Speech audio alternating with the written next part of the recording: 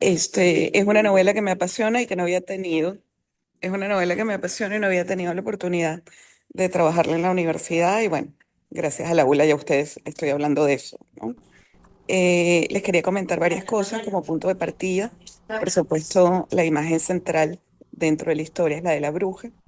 La bruja es un personaje fundamental dentro de la cultura occidental, realmente en todas partes, ¿no? Hay brujas en todos lados.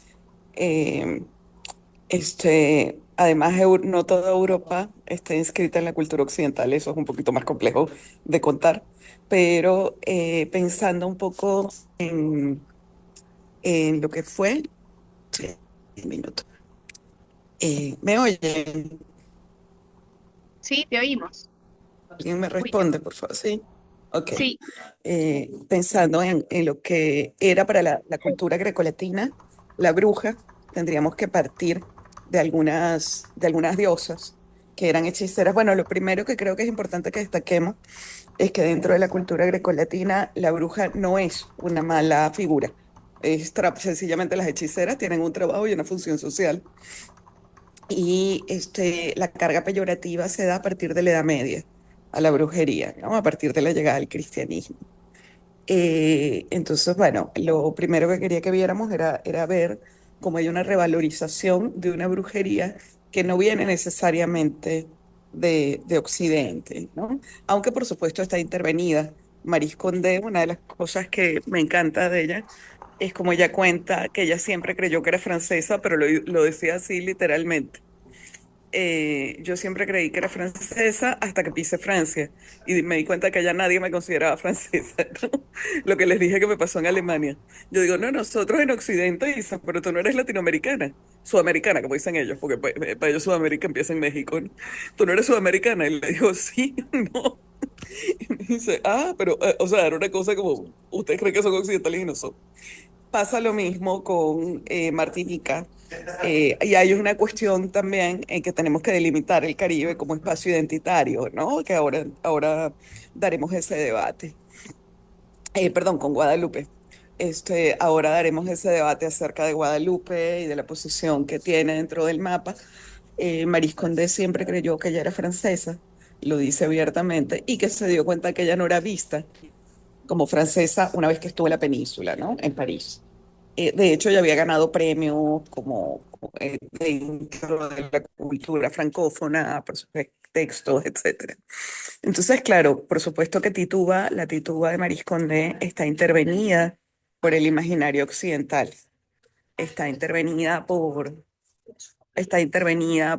esta concepción de la brujería como algo que no necesariamente es peyorativo.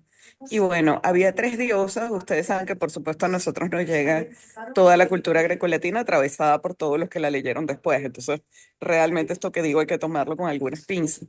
Pero hay tres diosas particularmente que quiero que consideremos esos arquetipos cuando estemos hablando de la novela, que son Selene, Hécate y... ¿Me escuchan? Porque aquí está preguntando Mónica si se cayó.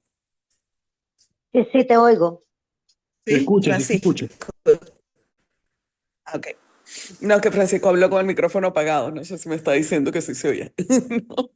Entonces, son Selene, Hécate y Artemis. Selene es una diosa previa a esta historia, o sea, la cultura griega clásica la asume como propia, ¿no?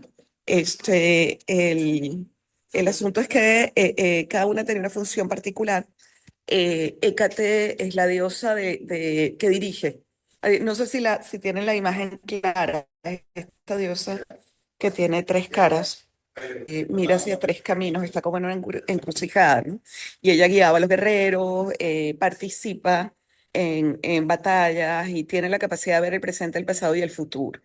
Les hablo de las propiedades un poco para que las pensemos en Titúa, ¿no? La segunda diosa, que es Artemis, es mi favorita de las diosas que tienen que ver con la hechicería. Era una diosa célibe que además era la cazadora.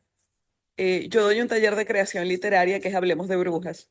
Y les quiero contar esta anécdota para que se rían un poco y para que vean cómo se caribeñizó Artemis, ¿no?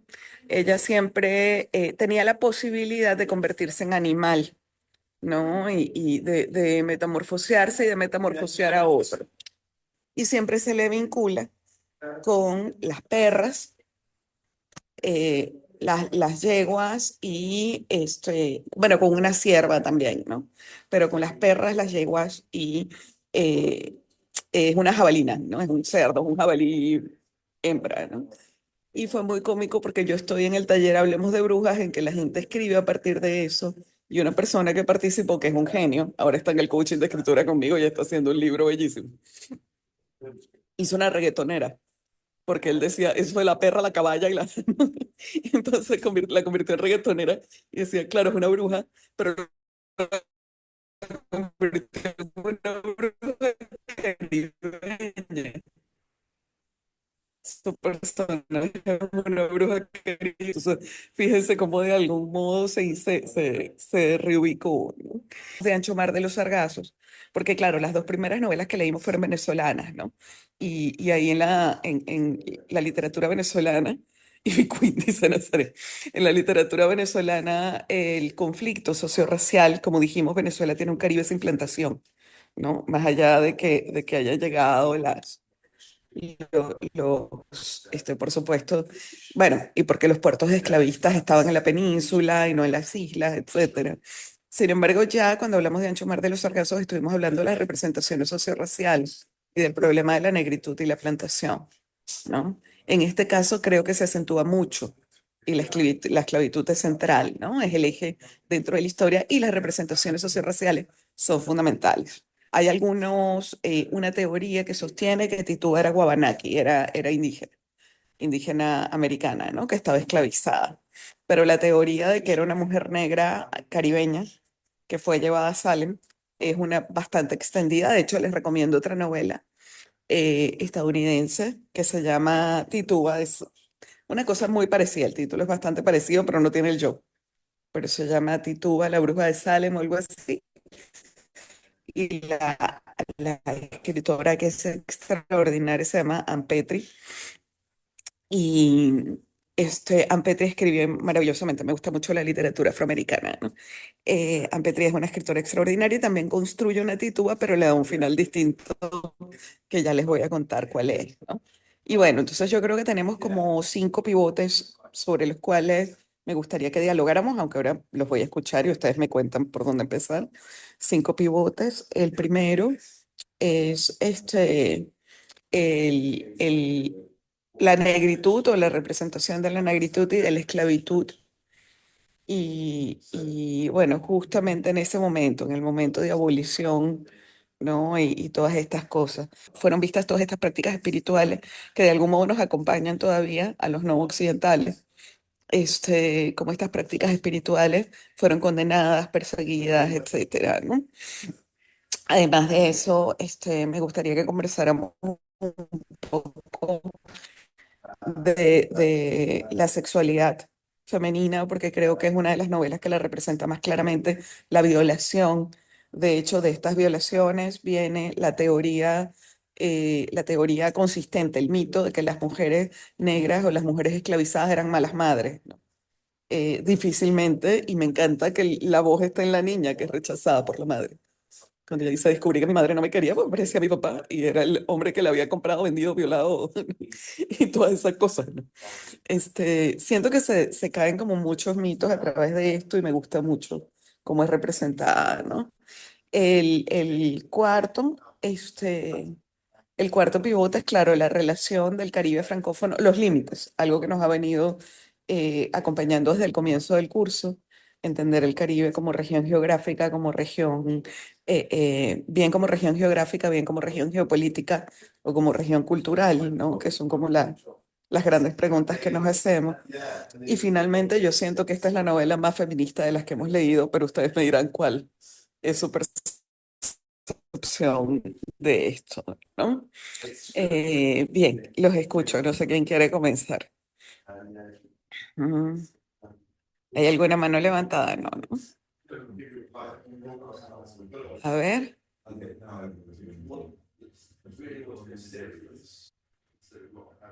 Joiner. Yo sabía que ibas a empezar tú hoy porque estás todo entusiasmado en el chat.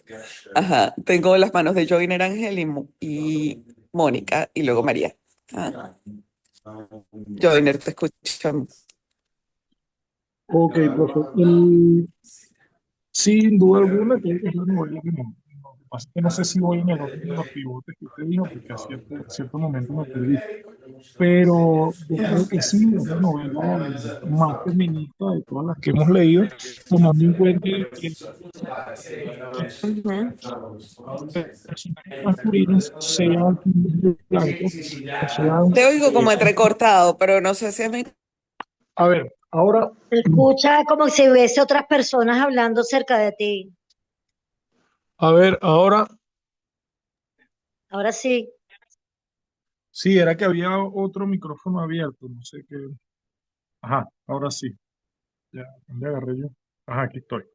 Este, bueno, que sí, que creo que es la novela más feminista de todas las que hemos leído, ahí estamos totalmente de acuerdo. Y creo que también tiene que ver con ese viraje que da Maris Condé, ya hablando de su biografía, hacia un feminismo que la propia teoría de la negritud no parecía no estar tomando en cuenta. De hecho, a pesar de que sin duda alguna ya hay algunas luchas de la negritud en su novela, lo que le interesa a ella es la posición de la mujer. Y es interesante cómo no importa si el hombre es blanco o si el hombre es negro, es una figura opresora, por lo menos en el caso del blanco, es alguien que viola, es alguien que maltrata, que humilla. En el caso de John Indian, es alguien que se somete, es alguien que está completamente alienado, que no parece no tener conciencia plena de sus circunstancias, a diferencia de Tituba, que bueno, nace con todas las marcas del rechazo, rechazo familiar, rechazo social, eh, inclusive cuando uno observa la reacción que ella tiene cuando sale embarazada, ella no hace más que manifestar o poner en práctica una práctica, valga la redundancia, que era muy común entre las poblaciones esclavas: cómo dar un hijo al mundo en esta condición. Era preferible el infanticidio o el aborto a traer un niño en esas condiciones. Entonces, eso es parte también de las luchas feministas. Y en Maris Condé está plenamente identificado, marcado la idea de la novela como lucha política. Eso se ve ahí claramente. Yo creo que Ujú. por el momento, o sea, son muchas cosas y no sería abordar demasiado. Por el momento quiero decir solo esto. Sí, yo creo que bueno, por supuesto, el infanticidio y el aborto son prácticas como habituales, ¿no? Entre estas mujeres esclavizadas, obviamente porque sabemos que al principio nadie desea que su hijo esté esclavizado, obviamente, y sabían que de tener niños, ¿no? De hecho, cuando se acaba de abolir la esclavitud en Brasil, la Iglesia Católica fue muy importante en Brasil para la abolición de la esclavitud, así como lo fueron los cuáqueros en Estados Unidos, ¿no? Grupos religiosos que apoyaban la abolición. En Brasil tenían en la puerta de los conventos una cosa que se llamaba la rueda de los expuestos, ¿no? La rueda de los expuestos. Y muchas mujeres esclavizadas tenían a los niños, como sabían que se iba a abolir y todo esto, dejaban a los niños en la rueda, que no necesariamente tenías que entrar ni nada, o sea, acostabas el bebé y metían a través de la rueda en el convento para que las monjas se hicieran cargo y los niños no fueran vendidos. Porque esa es la otra cosa, tenías un hijo y podían venderlo al día siguiente o cuando tuviera 3 años, ¿no?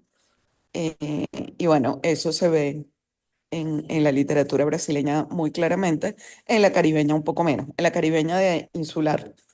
En la costa no sé por qué no escribimos libros, no sé qué pasa en Venezuela, que el tema de la esclavitud es tan evadido, ¿no? Aun cuando estuvo tan presente. Sí, hay una reivindicación feminista que para mí es estructural dentro dentro de la historia, y es que la maternidad es absolutamente elegida. Cuando yo hablaba a favor de la despenalización, me dicen, bueno, pero tú hiciste de todo para tener una hija, te inseminaste, fuiste a no sé qué. Yo digo, sí, pero porque yo quería. No, porque no. Y es la voluntad de la quien puede conseguir contradictorio a alguien que tiene una maternidad asistida, que es mi caso este, con estar a favor de la despenalización. Digo, no entiendo cuál es la contradicción, ¿no? Hice de todo por tener una hija porque la quería tener, pero no porque fuera una imposición, que es el caso de Tituba, ¿no?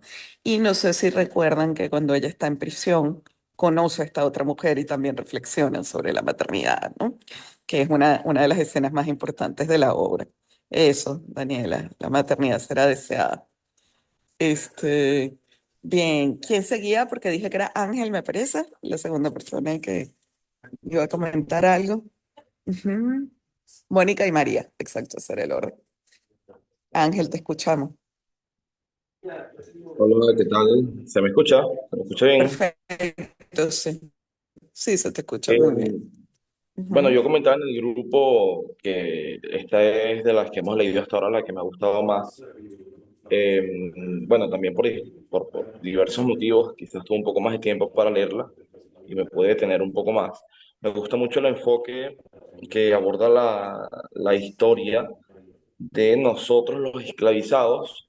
Somos, de cierta forma, igual de racionales que los esclavizadores. Y nosotros somos más humanos que ellos. O sea, nuestra visión quizás occidentalizada a la fuerza nos hace pensar siempre en el blanco o es la idea racista que se nos ha vendido a lo largo de la historia como el blanco cristiano civilizado que civiliza, ¿no? Al negro y al indígena.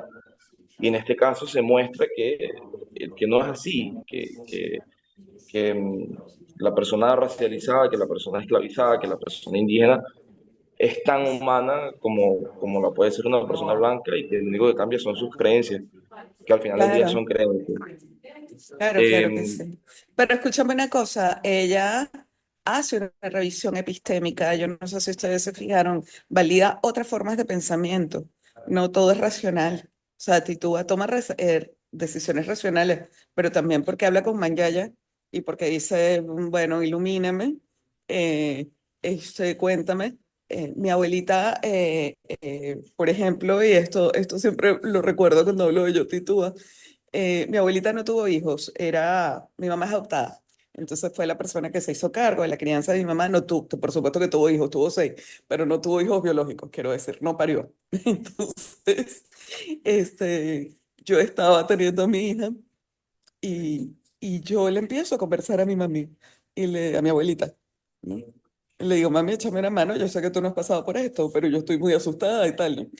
Y de repente se acerca la anestesióloga y me dice, ¿te sientes mal? Y yo, ¿qué pasa? Me dice, no sé, te oigo hablando. Y yo decía, bueno,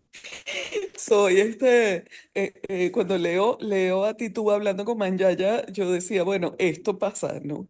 Ha pasado y no es racional, no es lógico, claro, pero, pero yo creo que ella está validando esas formas de pensamiento no racionales, no cartesianas dentro de la novela, ¿no? claro. A lo Ujú. mejor la palabra que quise utilizar no es racional, pero sí me refiero a que sus decisiones, perdón, son como un poco más sensatas, ¿no? Hay como más sobriedad en sus pensamientos dentro de esta forma de pensar que nosotros consideramos precisamente no racional, ¿no? Hay una cosa que me llama la atención de este diálogo que ella tiene con Esther, que quizás es algo que no sé si me genera dudas o un poco de shock, que en la cárcel Esther le dice a ella, nunca serás una verdadera feminista. Entonces yo siento que el libro es, por supuesto, muy feminista, el libro tiene un enfoque que derriba ciertos mitos, que derriba ciertos estereotipos, pero el uso de la palabra feminista en esa altura de la historia quizás me genera como ciertas dudas, ¿no? Porque en ese momento no existía estamos hablando de finales del siglo XVII, no existía una noción de lo que era el feminismo, ¿no? Era como una especie de adelantarse en el tiempo. Claro, pero en ese momento ya está, primero la palabra se empieza a usar La palabra se empieza a usar en el 19. O sea, feminismo en tanto reivindicación y lucha por igualdad de derechos entre hombres y mujeres, hay registros desde el siglo XIII. Las monjas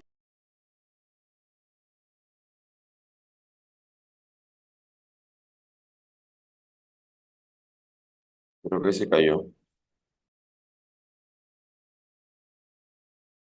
generar, eso te permite generar reflexiones y proponer cosas, ¿no? El uso anacrónico del término. Ahora, el comentario que iba a hacer es el momento de la publicación de las obras.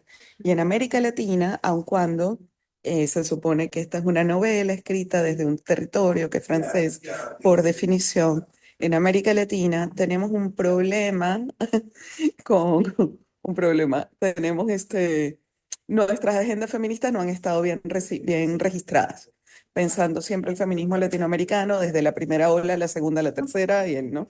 El mea culpa. Yo uso esos términos muchísimo tiempo durante muchísimos años de investigación y luego darme cuenta que no se corresponden con la realidad histórica de América Latina, ¿no? En los 80 se está produciendo un punto de quiebre importantísimo cuando se escribe la novela. Se está produciendo un punto de quiebre importantísimo porque mujeres sexodiversas y mujeres racializadas están diciendo, no me identifico con la agenda feminista. No, esa agenda no me está defendiendo, ¿no? Una cosa tan sencilla como decir el voto femenino en Estados Unidos se aprobó en 1920 y solo votaban las mujeres blancas. O sea, no se aprobó el voto femenino, nada, ¿no? Entonces, este tipo de cosas se están visibilizando en los años 80. Y claro, Tituba y Hester son los personajes que van a decir, yo no soy eso, ¿no? Yo no tengo nada que ver con eso. Mi agenda es otra, lo que me importa. O sea, fíjense cómo voy a estar pidiendo yo un trabajo remunerado, sin considerar el derecho al trabajo, ¿no? Les voy a pasar, ese es un poema que es un clásico de 1862, o sea, muy posterior al momento histórico en que se desarrolla la novela, el tiempo enunciado. Sojourner Truth es una esclava liberta y ella se pregunta permanentemente, ¿acaso yo no soy una mujer? Porque ella dice, ahora están las mujeres pidiendo que las dejen trabajar. Si algo he hecho yo en mi vida, estuve esclavizada el 40% de su vida. Si algo he hecho yo en mi vida es trabajar. Las mujeres están diciendo que quieren salir solas. A mí nunca nadie me acompañó en ningún lado. Yo parí sola, ¿no? ¿Acaso yo no soy una mujer? Entonces, claro, es el momento del reclamo y yo siento que esta novela dialoga muy bien con ese momento del feminismo latinoamericano. Esta novela dialoga muy bien porque es el momento en el que está diciendo, fíjense, estas son otras feminidades que también existen en la región, ¿no? Y bueno, eso también se los iba a comentar que es importante.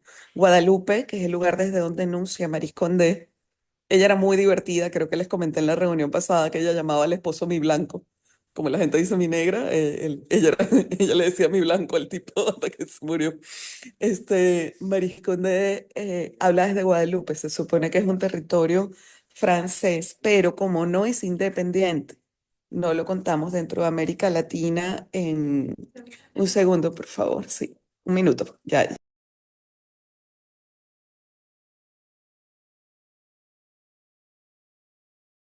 Entonces, que el problema fundamental dentro de la historia es que Guadalupe es un territorio perdido, no lo podemos considerar latinoamericano, sin embargo, fíjense que está como Haití, que como Haití es independiente, sí es latinoamericano. Fíjense cómo se da este diálogo que me parece que es importante con los feminismos latinoamericanos, ¿no? Sí se produce y bueno. Bien, no sé si seguían Mónica, María y Carmen. Las escucho. ¿Me oyen? Buenos días. Sí, buenos días, ¿cómo estás? Chévere. Bueno, a mí, yo hice aquí unas anotaciones porque después se me olvida. A mí me gustó mucho porque obviamente es una novela ficticia que se basa en hechos históricos, ¿no? Y me gustó cómo la autora teje la historia real, usando incluso las fuentes documentales de los juicios de Salem y toda la historia de Barbados, ¿no? Me pareció una genialidad como logró tejer la historia a su manera y yo creo que un poquito autobiográfica, aunque se cuela, ¿no? ¿Cómo muestra la mujer? Sí, obviamente es una obra muy feminista porque muestra a la mujer blanca o negra como un ser siempre inferior frente a los hombres, ¿no? Cuando Esther le dice, mira, tú eres negra, yo soy blanca, pero somos muy inferiores con respecto a los hombres negros y blancos. Otra cosa, cómo se enorgullece de su sexualidad, ¿no? Ella es esclava, pero elegía con quién tener sexo, a diferencia de las mujeres blancas. Ella eso le parece algo maravilloso, poder elegir sus parejas sexuales.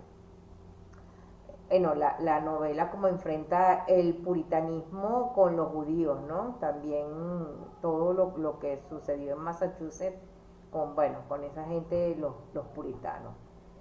Lo del término feminista sí me llamó la atención, que lo hicieron referencia en la novela, pero claro, después me di cuenta que el libro se publicó en 1986, ¿no?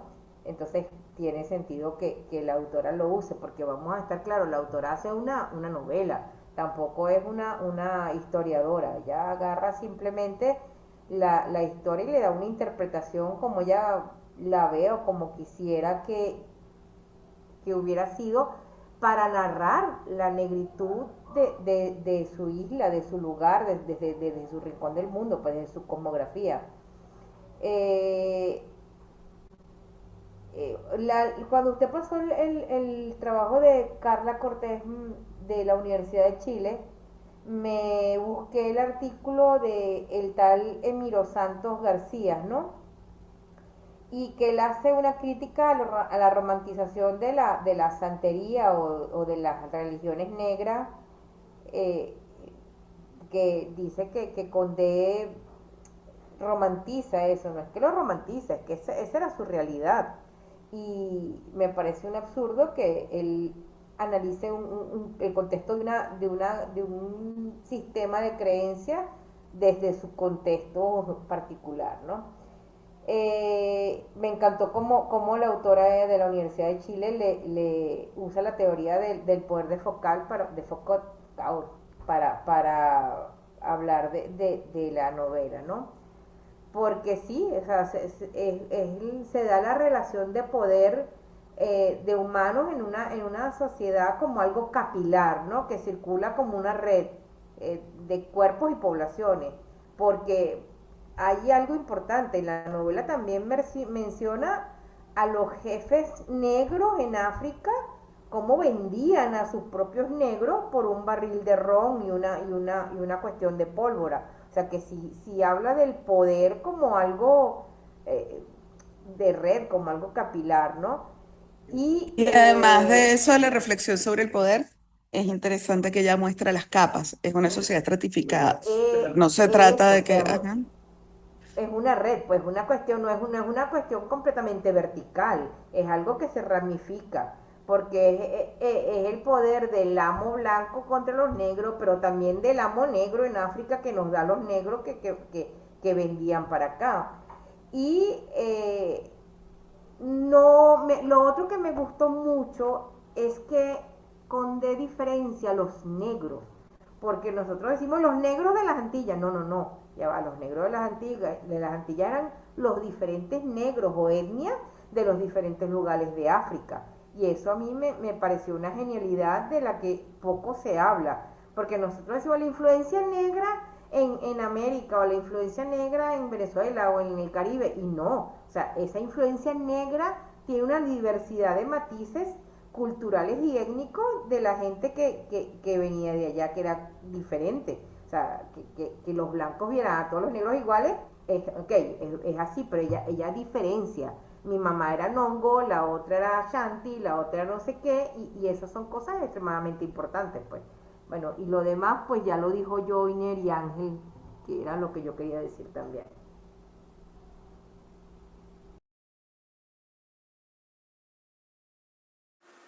Profe, tiene el micrófono apagado, no se le oye.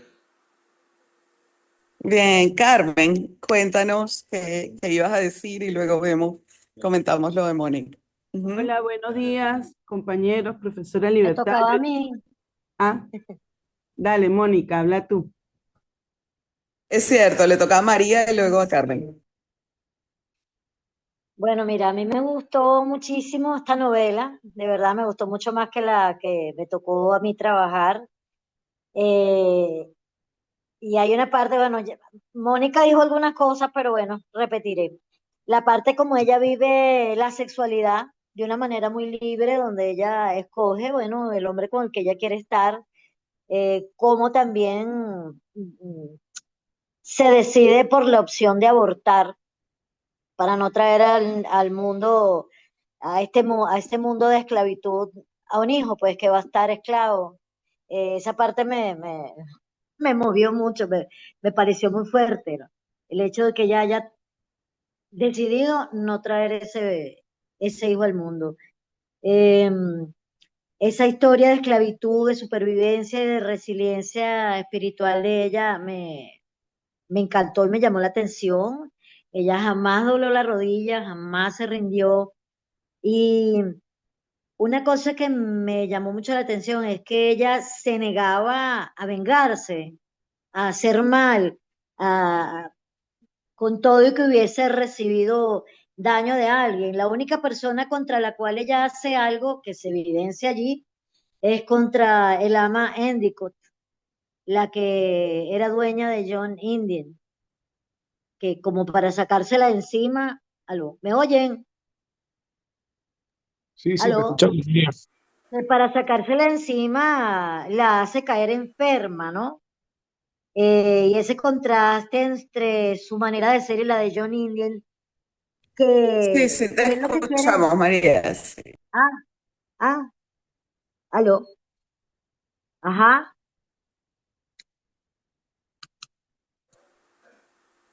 sí, Sí, continúa, María, te escuchamos. ok. Ese contraste entre esa manera de ser de ella, guerrera, dispuesta a no doblar la rodilla, en cambio, el marido John Indian siempre le decía que lo importante es sobrevivir, lo importante es sobrevivir, y de hecho, él al final, como quien dice, la traiciona, porque lo importante era sobrevivir, pues. Eh, eh, lo único que ella tiene, bueno, que debe confesar su participación en brujería para salvarse de la horca, eh, pero bueno, de alguna manera tenía ella que hacer algo para salvar su vida. O hay una parte donde ella habla, no sé si recuerdan esa parte donde dice que bueno, que ella quería vivir, pues. Y me gusta mucho cómo se sigue desarrollando la novela, donde ella es rescatada, bueno, rescatada no, liberada, porque la venden, un judío, Benjamín Cohen de Acevedo, la compra, se la lleva a vivir de un poco más, de una forma un poco más tolerable. Lo único sí que me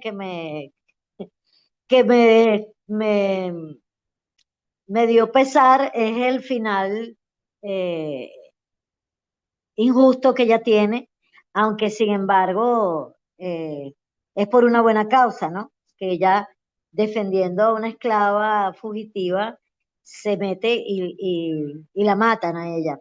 Sin embargo, ella, eh, me gusta esta parte como de realismo mágico, donde ella queda viva como un espíritu, o sea, se sigue expresando, ella muere físicamente, pero continúa por ahí, pues, expresándose. Me parece una excelente novela que muestra, que nos da una panorámica de esa mujer del Caribe, de ese feminismo temprano que tal vez no se conoce como lo vemos ahora, pero que deja muy bien parada a nuestra mujer.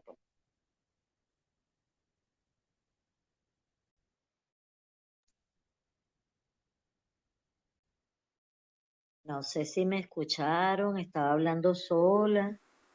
Sí, claro, la escuchamos, María, pero creo que la profe se volvió a desconectar. Ah, se fue, hasta donde escuchó. Ujú. hasta donde me escuchó, no sé. Estabas hablando de que ella tenía que salvar su vida, John Indian la traiciona. Ujú. Sí, porque la actitud que asume es una actitud traidora, porque él siempre le decía a ella que lo importante era sobrevivir. Inclusive intentaba convencerla para que sí, confiesa, confiesa. Claro, ella al final no le queda otra que confesar lo que ellos esperaban oír y así puede salvar su vida.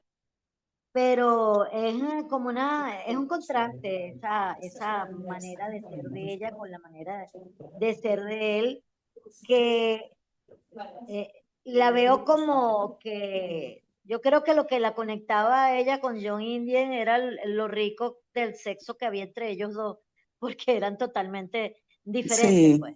Eso ideológicamente, bueno, no su pegaba visión con del ella. mundo, ¿no? Ahora hay dos cosas que creo que son interesantes entre lo que dijo Mónica y María.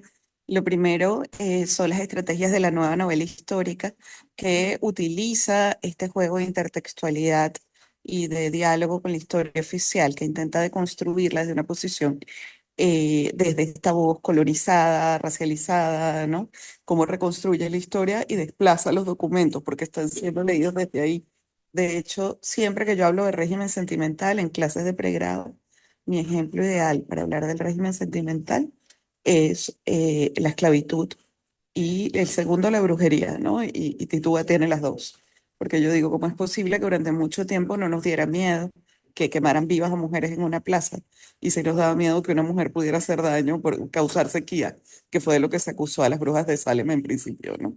Que provocaron sequía y provocaron la muerte de los animales porque la brujería, pero no daba miedo que las quemaran. Entonces, y ocurre lo mismo con la esclavitud, como el régimen sentimental cambió y el esclavista pasa a ser el malo dentro de nuestro imaginario, ¿no? Y es una cosa que nos, bueno, en este momento a mí me parece una locura pensar que alguna vez la gente dijo que los esclavos tenían algo de malo porque eran rebeldes o se escapaban o no. ¿No? Y que Este, el color de la piel asociado a ujú, la maldad. Yo claro. me acordé, yo recordé mucho, yo no sé si ustedes conocen la historia de Sorbaquita. Sorbaquita fue una monja negra. Ella la trajeron, la esclavizaron, la trajeron de África y sufrió una cantidad de torturas, inclusive la ablación.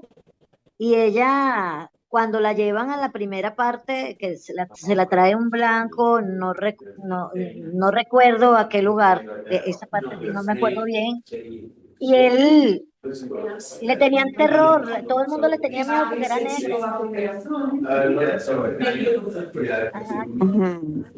todo el mundo le tenía Entonces, miedo a bueno, Sorbaquita y se es pensaba que eso, era un ¿no? hecho real. Ella es una santa africana Y en y este bueno, le tenían momento miedo porque cualquiera era le tendría negra. más miedo a, en este momento cualquiera le tendría más miedo a un esclavista, ¿no? El régimen sentimental cambió y sentimos Sí. cosas distintas hacia el fenómeno, ¿no? Predominantemente, ¿no? Busca el libro de Merton si te interesa el tema, Mónica, el de Nueva Novela Histórica, que habla precisamente del desplazamiento. No tiene nada nuevo, se llama Nueva Novela Histórica, pero ¿Cómo se no llama el tiene autor? nada. Merton, Seymour Merton. Ahorita les escribo Ok. la referencia. No tiene nada de nuevo porque las mujeres hacen eso desde el siglo XIX. Eso es propio de un sujeto descentrado, de una subjetividad descentrada. Esta apropiación de la historia. Ah, buenísimo, Leviner, que todo lo tienes en PDF, fabuloso. Bien, perdón, Carmen, Daniela y Francisco es el orden. Ujú. Hola, buenos días, ahora sí. Bueno, yo tengo Buenos días. un análisis muy similar al de Mónica. Yo considero que Marisé Condé en esta novela, que es una de las que me gusta de ella, yo he tenido la oportunidad de leer otros libros de ella, eh, y lo que me impresiona justamente de esta novela, a pesar de que ella es un referente histórico y lo hace ficción, lo que me encanta es del personaje, es como es el principal narrador, ¿no? La protagonista. Y de toda la historia, donde me encanta más es cuando ella descubre la diferencia de género. Y es justamente cuando ella se casa con George Indian. a pesar de ese amor desenfrenado y de ese poder que ella tiene de dominar su cuerpo y de entregárselo sexualmente hacia él, ese deseo, ese descubrir de su cuerpo como un territorio deseado, ¿no? Y que ella pueda entregarse basado bajo su propio interés, ¿no? De descubrir su cuerpo como mujer. Lo impresionante es que justamente cuando ella se casa, descubre esa diferencia de género y se da cuenta que no puede dejar de ser esclava, que es indistintamente ante un hombre negro o blanco, ella sigue siendo esclava, ¿no? Entonces ahí es cuando en Marisé Condé justamente es como la cúspide de esta historia, de esta narración, donde Claro, ella claro. evidencia la diferencia fuerte de género al que estamos sometidas o al que ha sido la imposición de la mujer por años y esa lucha, ¿no? Es interesantísimo porque ese es mi ejemplo para hablar de intersección. Cuando las mujeres negras en Estados Unidos están pidiendo el derecho al voto, solo pedían el derecho al voto para las mujeres blancas. Cuando los hombres negros pedían el derecho al voto, solo estaban pidiendo el derecho al voto para los hombres negros. Entonces las mujeres negras quedaban por fuera de las dos agendas. Y yo creo que Maris Condé de algún modo lo está mostrando Ajá. dentro de la historia. Ella no está alineada, no tiene ni los mismos derechos que John, ni que las mujeres blancas que fueron quemadas también, ¿no? Y es profesora, es un detonante que se ve reflejado en los demás libros de Marisé Condé. Es como una lucha personal de ella de mostrar la diferencia, no solamente el problema de esclavitud por la diferencia racial, sino que dentro de su ámbito, de su contexto de la negritud, existe esa diferencia y ese problema de generacional de no poder asumir el hecho de reivindicación de la mujer porque existe esa discriminación entre ellos.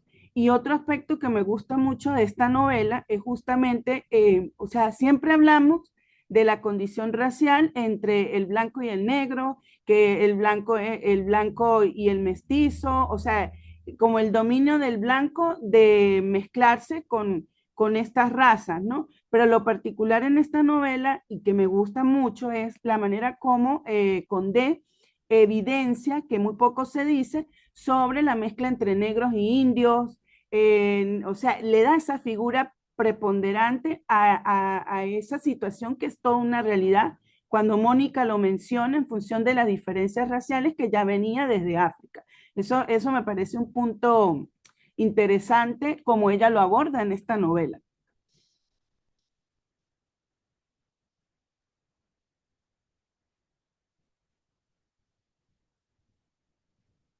Hola, hola. Ahora no escucho a la profe. Yo tampoco la escucho. No, ¿ustedes me oyen?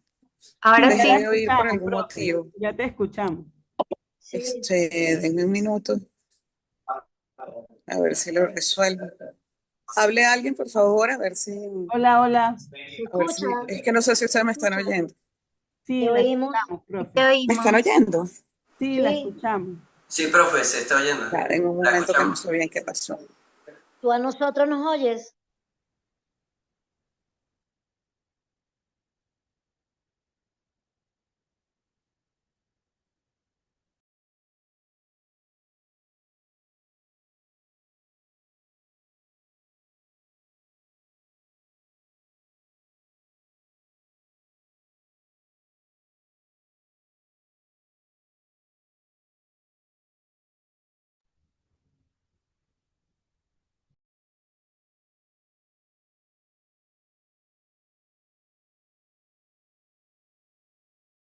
Si quieres, continúa o retomas y te escucho. Ujú.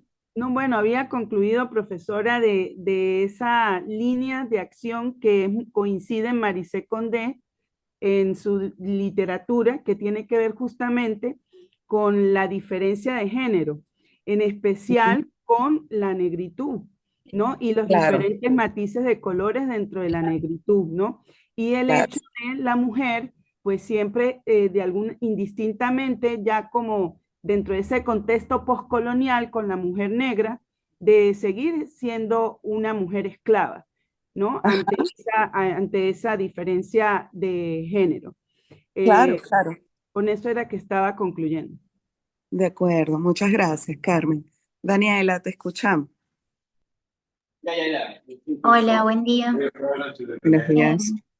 Bueno, yo quería ir en la misma línea que Carmen, ¿no? Con esto, me pareció que hay una heteronormatividad en Tituba que me resulta Sin duda. interesante y que además también es muy feminista, que como lo lleva Condé, sería como una suerte de elección, ¿no? Entre Ujú. elegir vivir este amor romántico, porque Titúa lo quiere vivir en la historia de esa manera, ¿no? Y de No, hecho es como que genera una estrategia. Hay un momento en la narración donde dice, no es solamente conquistar a un hombre, sino sostenerlo.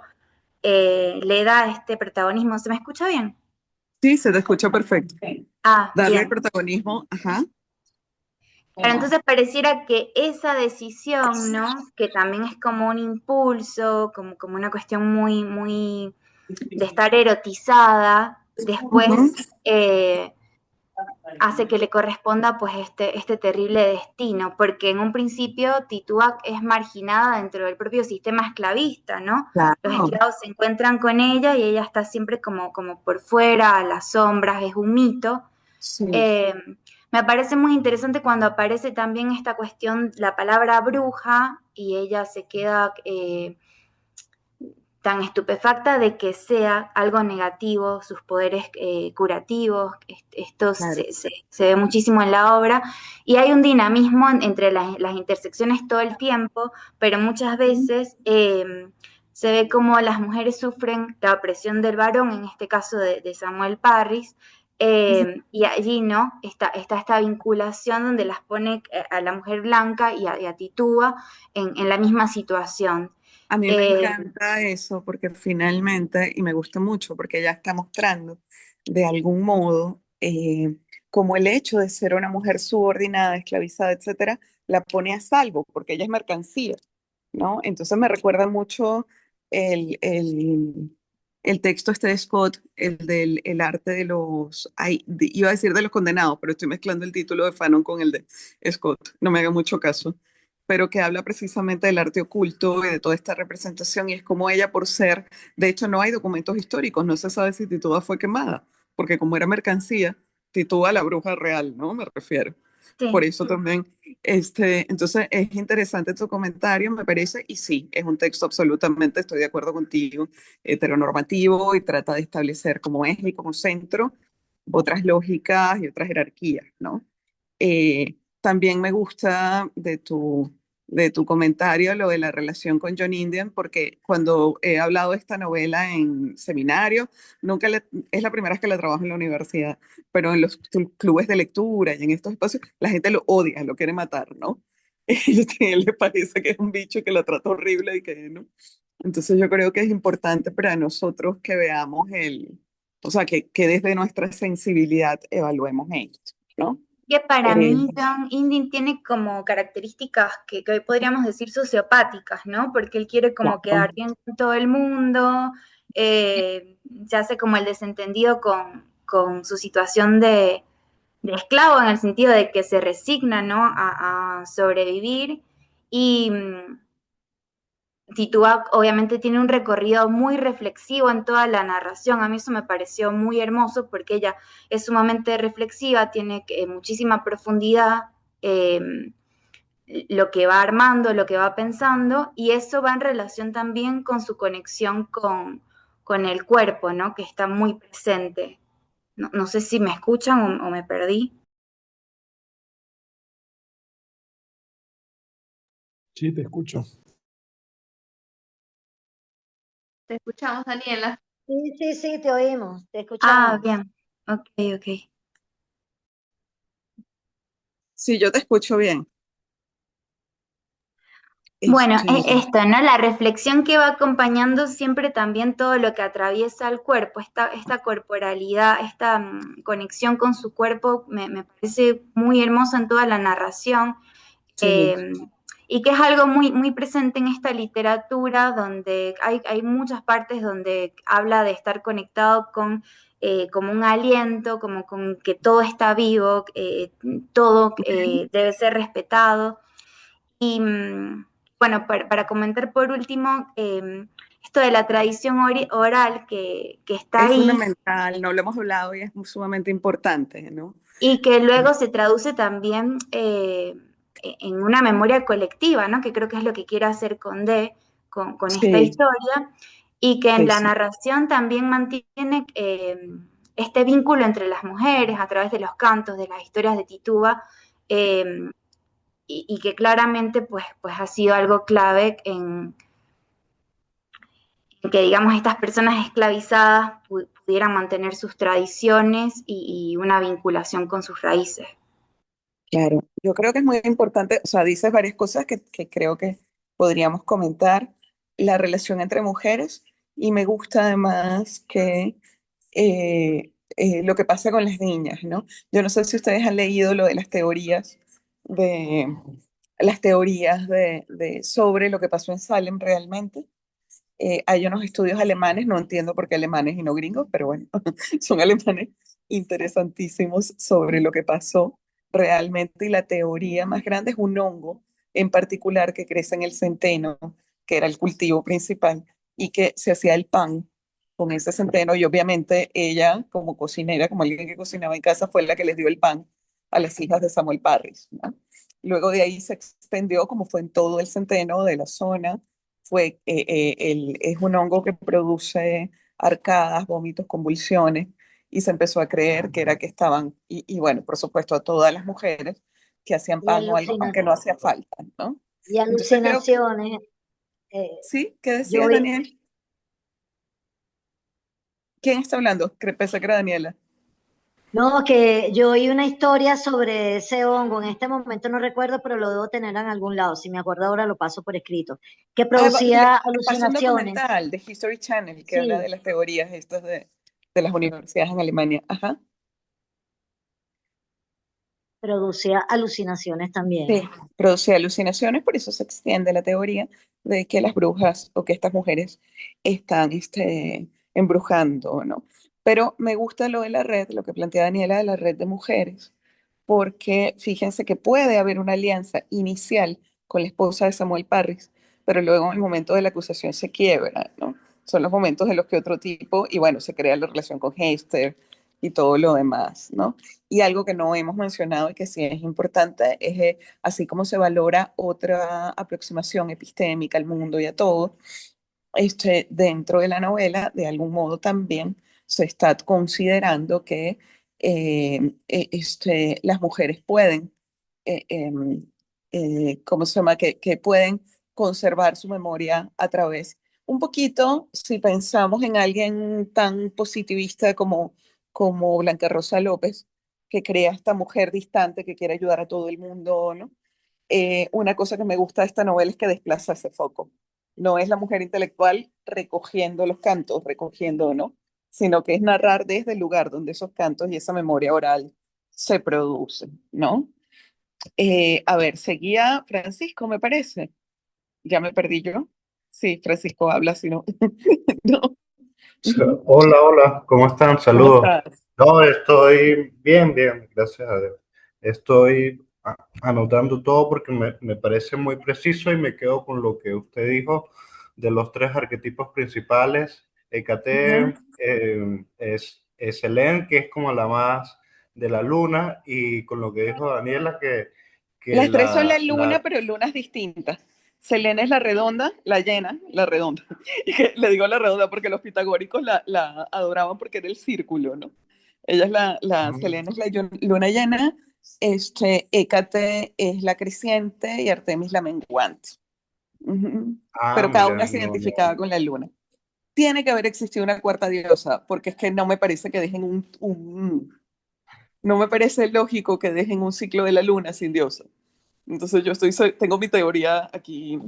Ujú. Sí, sí.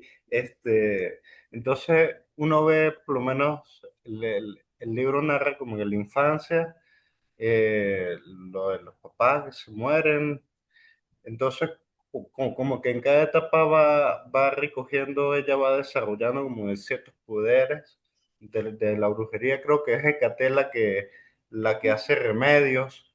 O sea, y yo leí un libro, creo que es El llamado de los salvajes, creo que es que se llama. Entonces, en ese libro planta como que las etapas que tiene la mujer para desarrollar esos poderes que van Ujú, muy en onda con los feministas. Entonces, lo de la sanación, o sea, mientras más dolor, y este es como de la alquimia también, mientras más dolor haya, mayor capacidad va a haber para realizar estas cuestiones.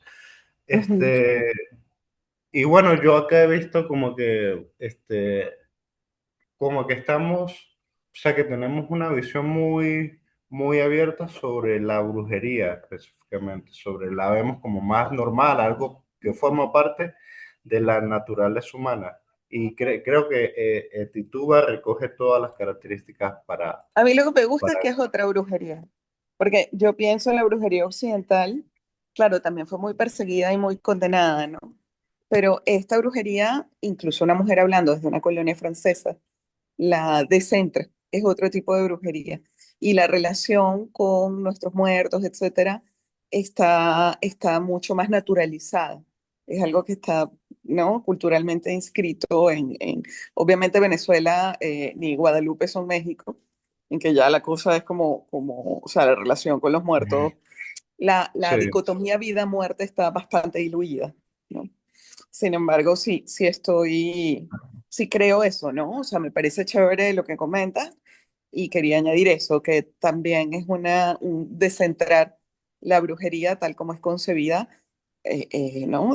Y un país tan piensan en Francia de los 80, ya es un país absolutamente laico. De hecho, Francia no es que es laico, es que es anticlerical, antirreligioso a niveles absurdos, ¿no? De prohibirle a alguien ponerse un velo o prohibir ir con una cruz al colegio. O sea, a mí me parece que eso es un exceso porque soy venezolana, obviamente, ¿no? Entonces, yo voy a decir que es eso, que la gente crea, ¿no? En lo que quiera. Mónica, son Hécate, Artemis y Selene. Y fíjense cómo reivindicar esta mirada en los años 80 dentro de una colonia francesa es también un acto de rebeldía, ¿no? Ujú. Bien, continúa Francisco. Eh, Y es como el viaje del héroe, yo no sé, Maris Condé, porque todo es como que muy preciso. Yo veo en algunas novelas o en algunas películas que la historia se vuelve como perfecta. Todo lo combina y bueno, esta yo creo que tiene unas características. No la he leído completa, por ahí varios relatos y como que ve el tono Te hemos que, lanzado un montón que de se spoilers vuelve. hoy, así que cuando la termines ya, ya sabrás todo.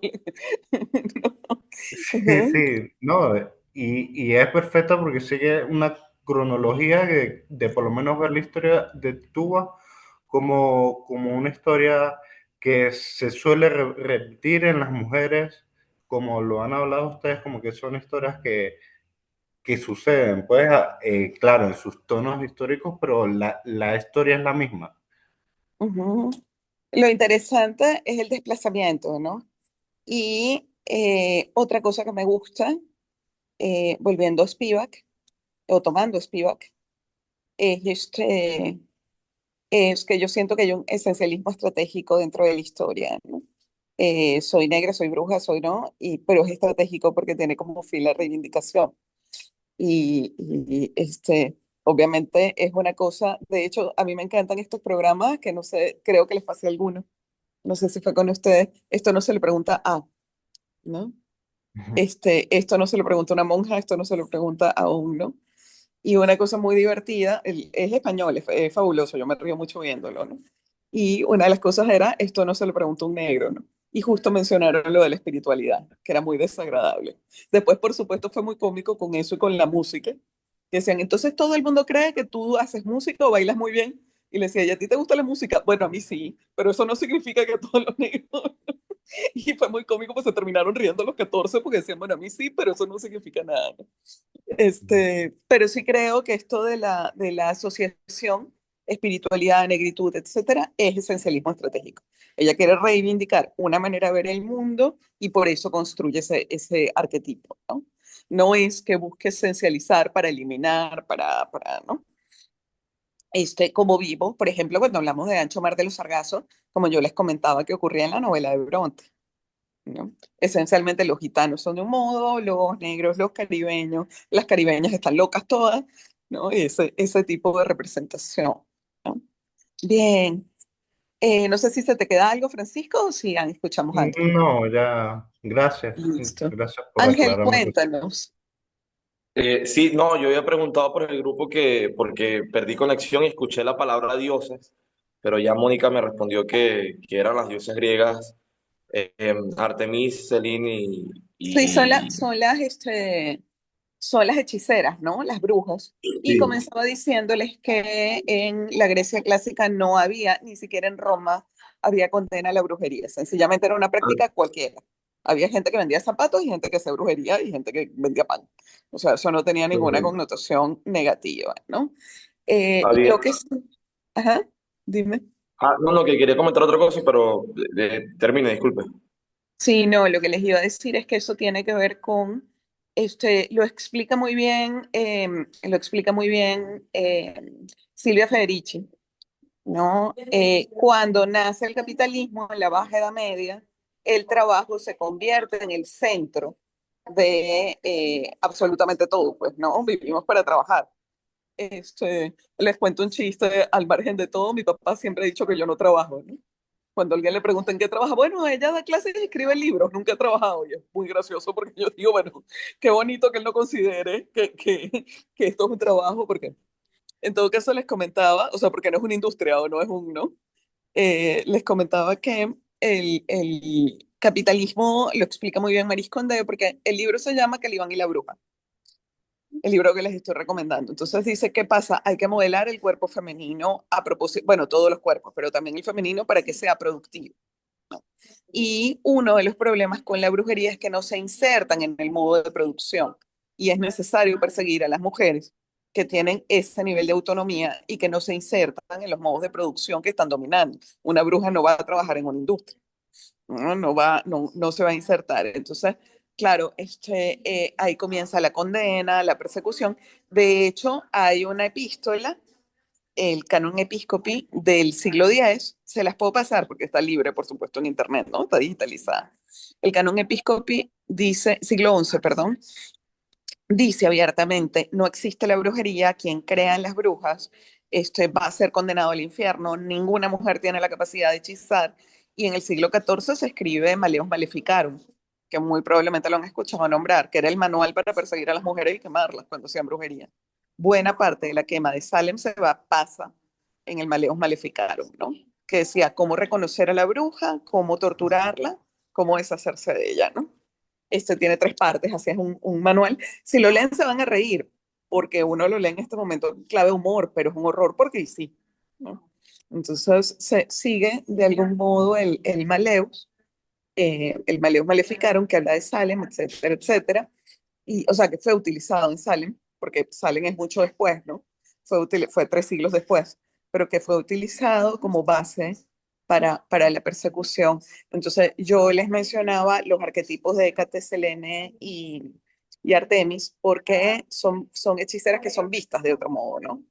Está bien, es parte de lo que hacen, y muchos de sus datos, Artemis es célibe, todo lo contrario a Titúa en ese aspecto, ¿no?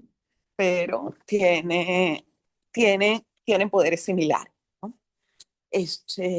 Bien, el Vanelis y después Quería, Ángel. Ujú. no, disculpe, que quería comentar otra cosita Ajá, te escucho. como parte de la cuestión de la intervención. Un par de cosas, que decimos que Titú era heteronormativa, pero corríjame si me equivoco, yo tengo la impresión de que ella tiene una especie de romance con Esther. De hecho, en la página 130 ella dice, suavemente me sentí invadida por un placer que me llenó de asombro. Se ¿Le puede gusta? experimentar placer apretándose contra un cuerpo igual al de una misma. El placer había tenido siempre para mí la forma de otro cuerpo, cuyos huecos albergaban mis protuberancias y cuyas protuberancias se acomodaban en las llanuras, en las tiernas llanuras de mi carne. Entonces a mí Ujú. me da la impresión de que esto es una confesión de cierto romance con una persona de su propio sexo, ¿no? Sí, sí, Con Esther. claro. Ujú. Y otra cosa que me llama la atención sobre el final es que ella dice, yo no pertenezco a la sociedad del libro, y eso me remite a Caribe Caribana, en la parte de la literatura guayú, donde se Claro. cuestiona si literatura es aquello que se deja registro escrito, porque Ujú. los guayú tienen una literatura, el pueblo guayú tiene una literatura, una tradición literaria grande a través de la literatura oral. Entonces Claro. me invita esa idea de que la literatura no es solamente aquello que se escribe y que ella confiesa al final que no pertenece a la sociedad del libro, cosa que parece paradójica, ¿no? Que acaba de terminar un libro sobre ellas. Eso siempre es paradójico que usamos el libro. ¿Ustedes no han visto gente hablando horrores de las redes y de no sé cuánto en redes? Gente que te dice esto de leer en digital es un asco o no sé qué cuánto. Y, las redes nos quitan tiempo para la lectura y lo dicen en redes. Yo siempre me río con eso y siempre lo comento. Yo sé, claro, un TikTok es un lugar perfecto. El TikTok es el lugar perfecto para decir, para hablar mal de redes, ¿no? Entonces, esa es una cosa de la que no podemos escapar. Y bueno, imagínense un clásico como el de Ángel Rama, ¿no? Que es a donde los mandaría de la ciudad letrada. Yo creo que Maris Condé, al margen de lo que sea, estudió en el sistema educativo francés, o sea, al margen de lo que sea, ella tiene esa impronta letrada de la que no se puede deshacer, ¿no? Y además, creo que también ocupa, al igual que Hécate, y que titúa ese papel mediador, es el estar entre un lugar y otro y tener la capacidad de traducir a la cultura letrada ciertas prácticas y ciertas cosas que se presentan. Sin embargo, por supuesto, estoy de acuerdo contigo, es sumamente paradójico, ¿no? La relación con Hester a mí me parece maravillosa. Hester no es un personaje histórico, eh, es un personaje que ya se le ocurrió a Maris Condé, pero que tiene una utilidad muy grande, ¿no? Que es mostrar otras facetas y otras cosas otras miradas sobre este personaje que no se ciñe a los tipos, digamos, sociales habituales, ¿no? Elba Nelis, te escucho, te escuchamos.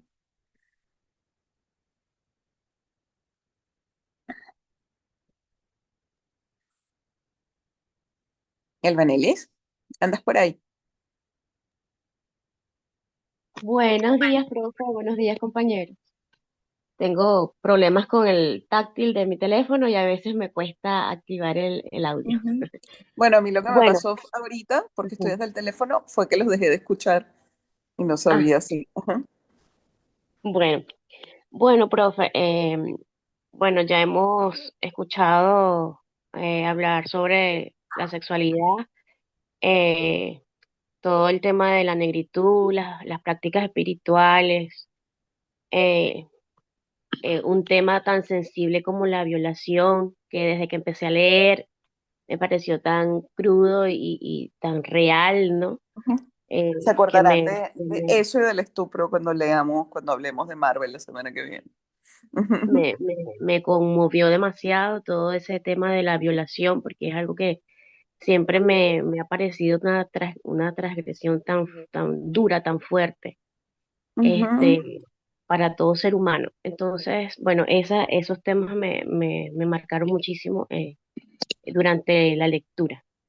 ujú, Pero creo que nos hemos tocado un tema que es esa, ese anhelo, esa nostalgia por la tierra natal, la añoranza, que creo que es un eje también ujú, que se maneja, ese sentimiento de estar fuera de tu país, de tu tierra, y aparte la conexión que ella tiene pues, con sus raíces, es decir, con su tierra, con el río, con los aromas, con los colores, con los sonidos.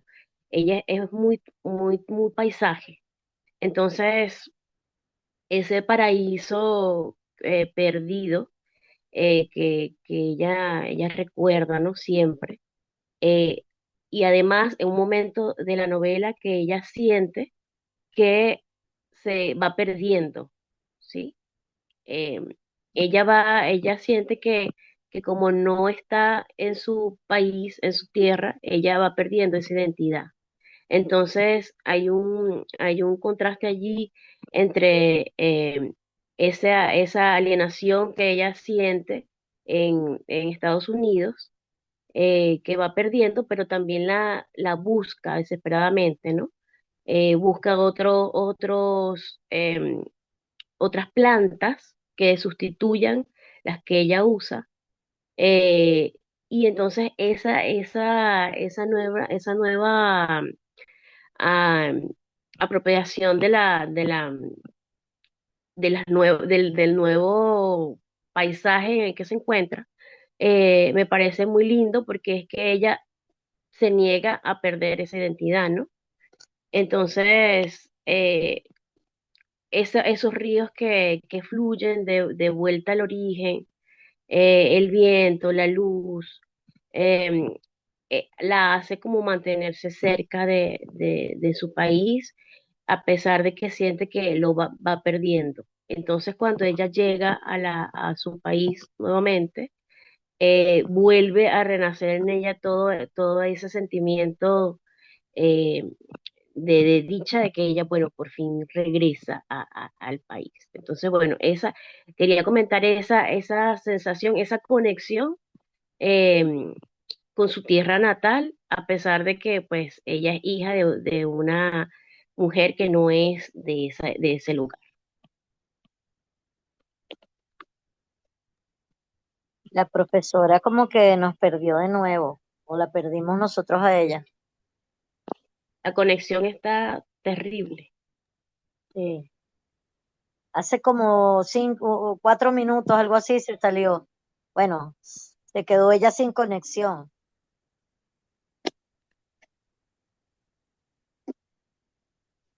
Eh, dentro de su país, no sentirse parte tampoco.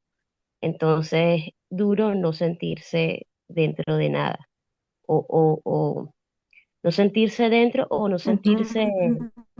vamos a decirlo, como, Fíjense que eso es muy, bueno, sí, ¿Sí estamos se hablando de oye? una mujer que es extranjerizada dentro de su propio territorio, ¿no? Y, ¿me escuchan? sí, Sí, sí, Y ahora sí. entiendo el comentario del Vanelis porque, claro, es la extranjerización, primero la racialización, y eso conduce a la extranjerización, ¿no? Y, y es muy interesante también porque eso se ha discutido incluso en Perú, hay investigaciones y son muy interesantes sobre descendientes, porque hubo, bueno, un proceso, eso sería más largo de contar, se esclavizaron personas en China y se llevaron a vivir allá y se creó el barrio chino, etcétera, ¿no? Y claro, llegaron a finales del 19 y comienzos del 20, y todavía hay gente que nace en el siglo XXI y la siguen llamando China.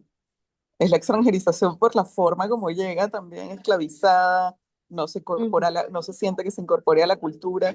Yo creo que allí hay un paralelismo que también es interesante, ¿no?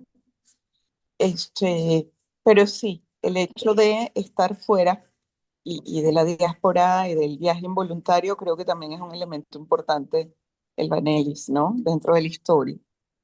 Mm, No sé si quieren comentar algo sobre lo del Vanelis. Igual aquí está Ana, Eh, Javier, hay una Nazaret parte, y María. Ujú, hay una parte que me gusta mucho en la novela que tiene que ver con ese dolor de no poder estar en tu tierra, que es donde ella coloca en la cocina un bol con agua, donde ella se imagina la isla de Barbuda.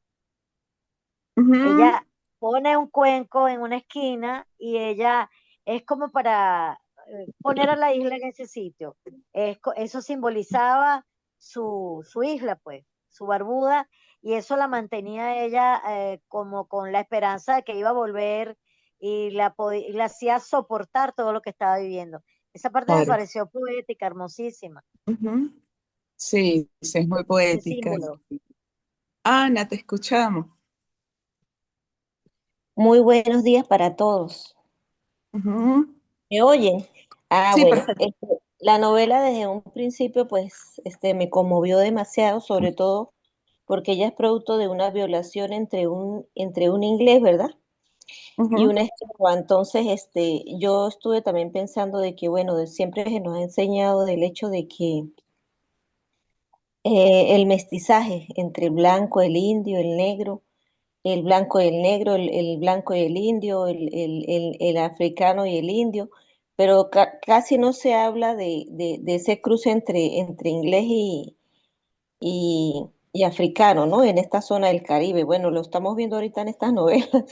Eso me llamó mucho la En atención el y Caribe bueno, anglófono y en el francófono se habla mucho de este cruce y lo importante es que, claro, podemos decir el mestizaje es muy bonito, dejó productos maravillosos como la música, la literatura que estamos leyendo, el no sé cuánto, pero no se puede negar toda la violencia que implica la existencia del mestizaje, ¿no? Walter Benjamin dice que detrás de cada gran obra de arte hay un acto de barbarie, ¿no? O sea, nunca más se va a construir una catedral porque ya no hay esclavos que construyan y no puedes pagar lo que costaría, ¿no? Entonces, qué yo creo que es terrible. chévere porque es visibilizar el trauma. Qué bueno que existe la figura, pero fíjate que nace de una violación. Y Sí, eso que está señalando es importante. Ujú, sí. Y fíjate que ella sufre como una triple opresión, no sé, diría yo, porque ella, además de ser mujer, es negra, ujú. es esclava y también, bueno, luego es considerada bruja, o sea, de verdad es muy doloroso ese proceso que ella sufre durante su vida, pero a la vez nos muestra una mujer muy apasionada, que el amor por John Indian era algo para ella muy hermoso, como lo escribe, su forma de entrega para hacer el amor, este, este, también sus rituales mágicos, esa evocación que ella tiene de Manyaya, creo que era Manyaya, Manjaya, sí.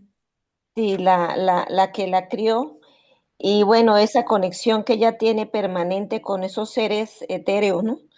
Y eso pues la hace interesante, y a la vez es un ser muy compasivo. Claro. Este, Bueno, para mí ella es un ser muy bueno y que finalmente pues viene también a pagar como las consecuencias de su, de su, de su, de su ascendencia, ¿no? De su Ujú. canidad, no sé cómo explicarlo.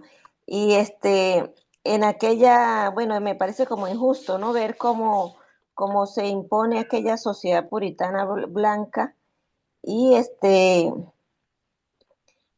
cómo en ese tiempo pues se le da tanta importancia a lo que es la brujería, Ujú. a la manifestación de la bruja, porque fíjate que ella al final pues bueno muere y pero ella durante su vida tan dolorosa deja esa enseñanza, ¿no? Y logra, bueno, la autora, la que le escribe, Marisconde, logra a través de esta novela mostrarnos, bueno, la realidad tan cruda del Caribe, esa época en la que vive Titúa, ¿no? En la época del Bueno, y esclavismo. como trasladada, vendida, ¿no?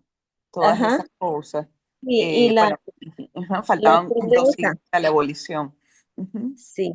Y bueno, profesora, de verdad me impactó mucho esta novela, es algo bien interesante. Y Ujú. nos deja una gran enseñanza y una gran reflexión también a nosotros sobre el Caribe y sobre lo que siempre se nos ha enseñado del Caribe, ¿no? Mm. Nunca lo he visto yo con de esta forma. El Vanelis, Mónica y Daniela están comentando lo de la violencia, ¿no? Que dicen que es muy violento y por supuesto hay que visibilizar la violencia sexual o le pareció a Maris Condé que era importante visibilizar la violencia sexual como el origen Exactamente. del mestizaje, ¿no? Y la Ujú. violencia sexual y también Fíjense la que es esclavitud, diferente la forma de en vivir de estas, ellos. en las colonias hispanas. Hubo mucha más, y sobre todo, bueno, en los puertos, donde estaban los puertos esclavistas, ¿no?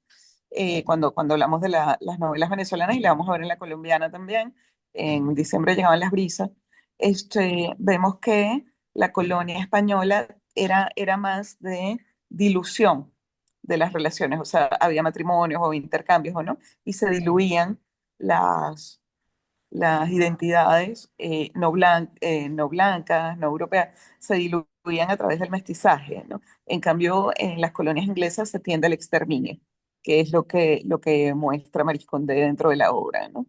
Ujú. Ah, muy Bien. bien. Javier, cuéntanos.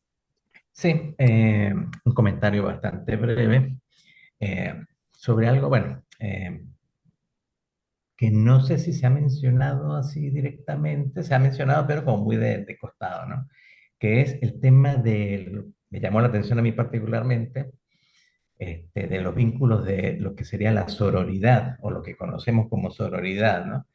Que esta novela o la autora trata como de demostrar o subrayar mucho lo que es la conexión femenina, más Claro, allá de las barreras raciales o las barreras sociales, porque establece conexión con casi todos los personajes femeninos, que desde mi punto de vista, y bueno, más desde mi profesión también, analizando mi profesión, este, lo que muestra es el aspecto artemisal de la, o sea, ahí está la Artemisa en Tituba, ¿no? Esto de la sororidad, que es lo que creó Artemisa con sus cortes, incluyendo las Amazonas, claro, claro. cómo luchar juntas. Y además, otro aspecto, A mí me da risa porque en mi taller de creación, cuando hablamos de Artemis, un muchacho decía que era la hija del medio, ¿no? Uno de los talleristas.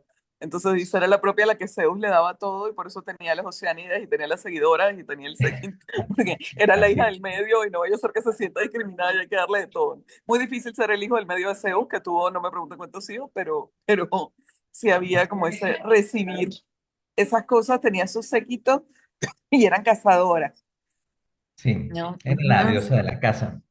Que es la Diana de la mitología romana.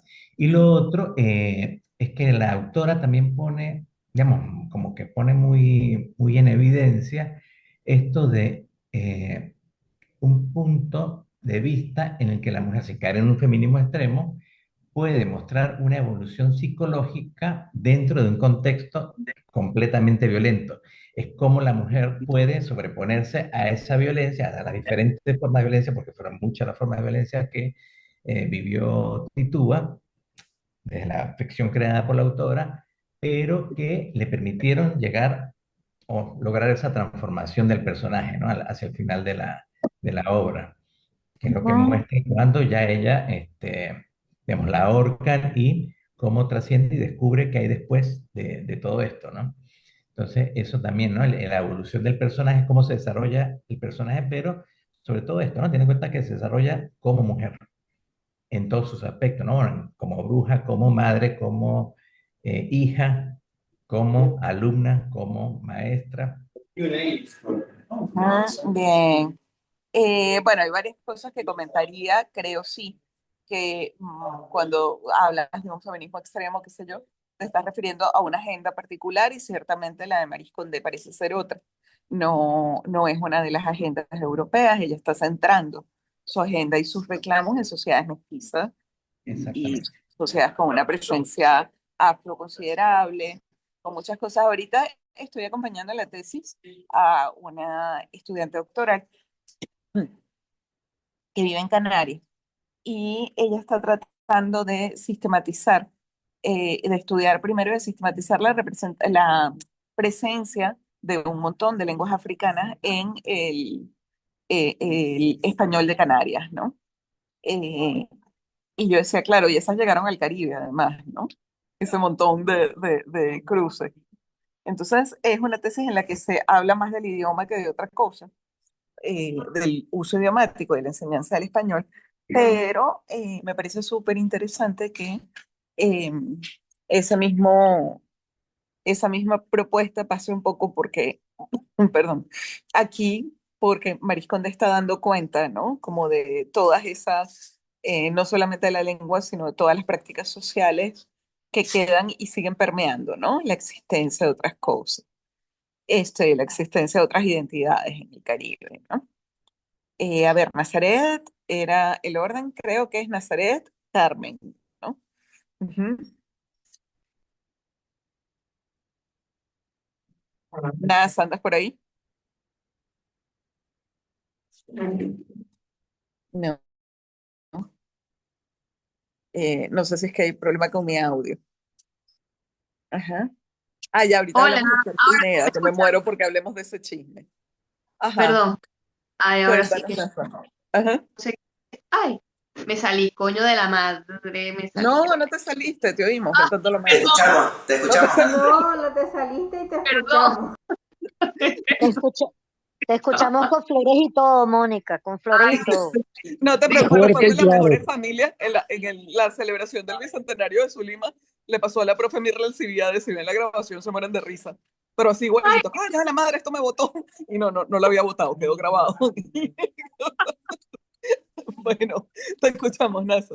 Ajá. ay, que estoy aquí con un perol que no es mío. Ajá.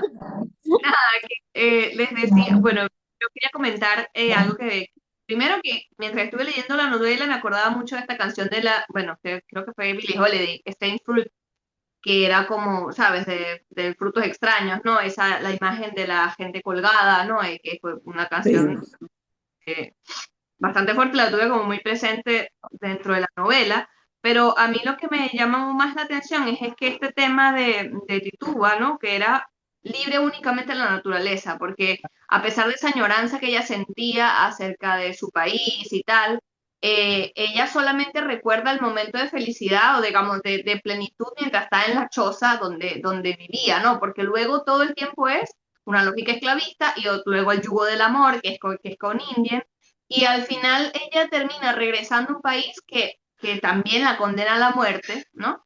Y es como eso de sentir de extrañeza hacia su país, pero extraña algo que realmente no es, o sea, lo que más extrañas es una sociedad que todavía no existe, o sea, ella está en una cuestión subversiva, o sea, no es que regresa al paraíso ideal, cuando regresa no es ese viaje del héroe en el cual tú, bueno, no sé, llegas a la consecución de tu viaje, sino que se encuentra con que tiene que seguir luchando y me gusta muchísimo la idea de que sobrevive, pero no sobrevive en la lógica del Indian de somos negros y tenemos que sobrevivir a partir de la simulación y de la sumisión, no somos libres a partir de la rebeldía.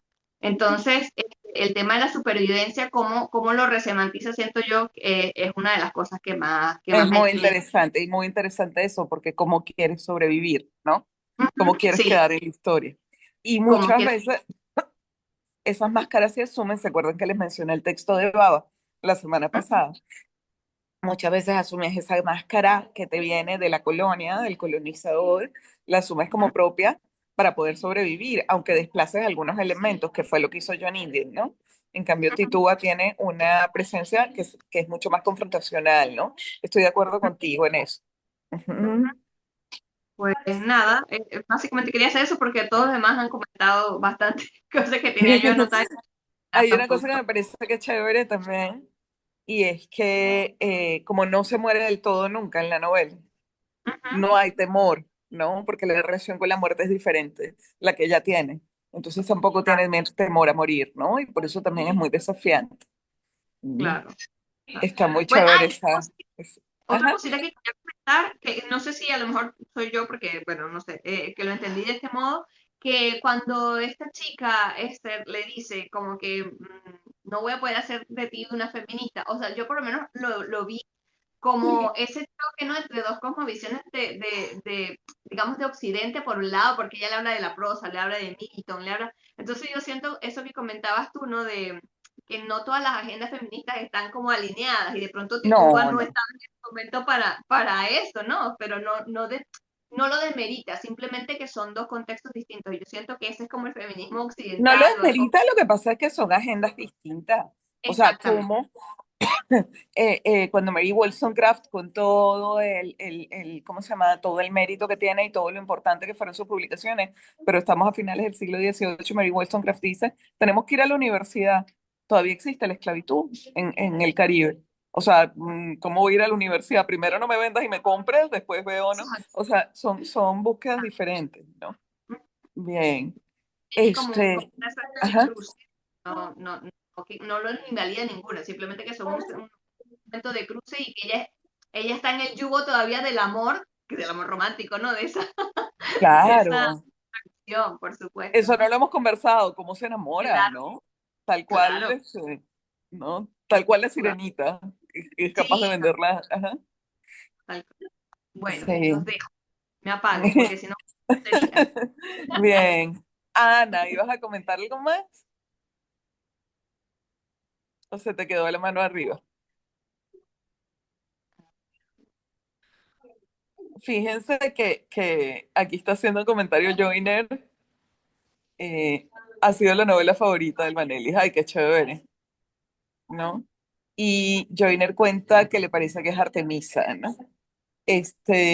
Joiner me pregunta por el conflicto con Esther Pineda y creo que lo podemos relacionar claramente con la novela. No sé si lo vieron, ¿no? Si vieron el problema que hay ahora. Ujú. Esther Pineda es una extraordinaria investigadora venezolana, socióloga, que ha estudiado mucho sobre la representación de las mujeres negras en medios de comunicación, ¿no? En el imaginario venezolano en general. Y tiene un libro importante, si les interesa el tema lo tienen que leer, que se llama Cultura Feminicida. Y ella está hablando de cómo estructuralmente existe el feminicidio y no importan las leyes.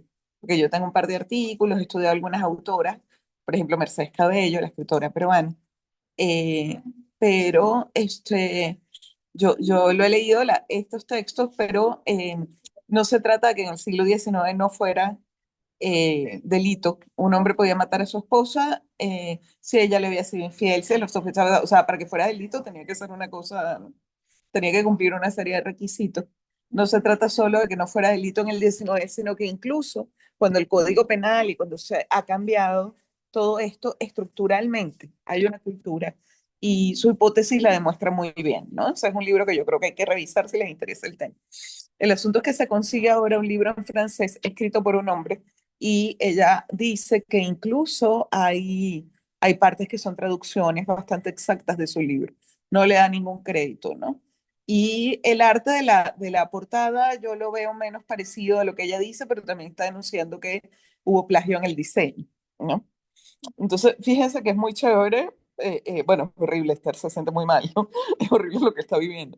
Pero a mí me parece muy interesante cómo ahora esas prácticas de colonización y de apropiación siguen ahí, ¿no? Solo que ahora se hacen de manera más sofisticada, ¿no?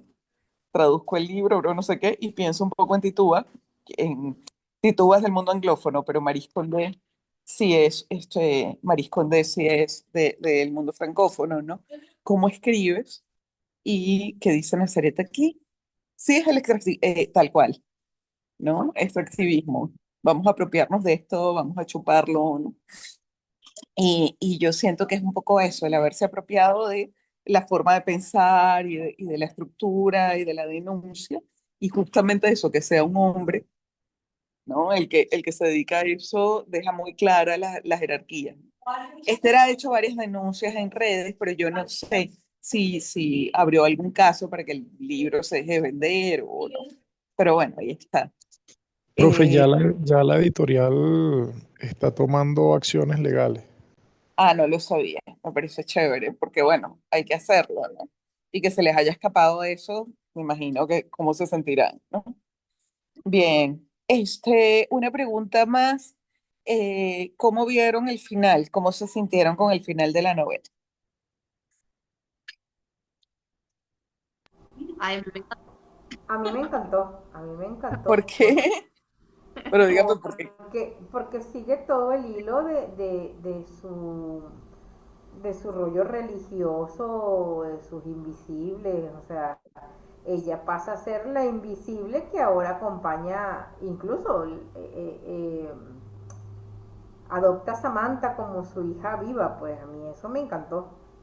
A mí me Claro. encanta el hecho de que ella ahora, como invisible, como dice la compañera, ahora se vuelve a ayudar a la Ujú, causa, ¿no? Y esa ayuda y ella se va a volver eterna luego. Entonces, ujú. me encanta eso.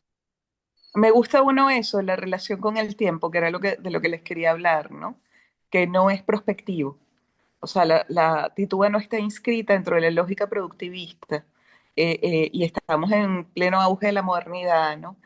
Y ella no se inscribe dentro de la lógica productivista, sino que vive en un tiempo mítico y se suspende su estancia en la Tierra, pero sigue viva. Y eso me parece que es interesante, ¿no? Y como que no fuera tan fácil matar o domesticar ese espíritu, ¿no? Es una cosa que creo que es interesante que discutamos. Bien, a ver, aquí está activismo. Daniela dice, Esther Pineda también acuñó el concepto de violencia estética que me encanta, que es muy útil en los estudios latinoamericanos y decoloniales, ¿no? No hubo rebelión sin ella, tal cual, Nazaret. Sí, Esther Pineda ha hecho aportes invaluables, pues, en el estudio de la cultura latinoamericana. Disculpen, eso es mío, ya lo agarro. Ya dejé botados mis audífonos. Es mío, disculpa. Es mío. Sí, bien, a ver, ¿alguien más iba a decir algo del final? No, bueno, que quería decir que ella deja, eh, no, su destino no termina con la muerte, pues en esta novela ella tiene un final que trasciende, que es poético Sí. y que Ujú, deja ella cierra el círculo con un legado espiritual y regresa como espíritu, ¿no? Y se queda ujú. como un espíritu que habita en Barbados. Sí, y que además está ahí un poco defendiendo lo que ella quería presentar dentro, o sea, lo que ella quiso representar dentro de la Aparte, historia, va a sí, pasar a hacerlo desde un lugar inmaterial, ¿no? aparte que se convierte como en una narradora fantasma dentro de la Sí, novela. algo A mí así. me gustó mucho eso.